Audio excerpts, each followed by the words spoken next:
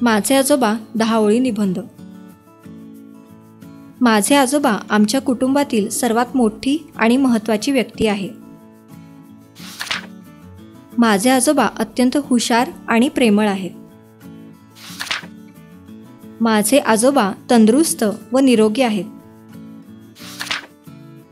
माझे आजोबा माझ्या आजीला घरकामात मदत करतात. माझे आजोबा मला अभ्यासातही मदत करतात. माझे आजोबा शिस्तप्रिय आहेत. माझे आजोबा नेहमी माझ्यावर चांगले संस्कार करतात.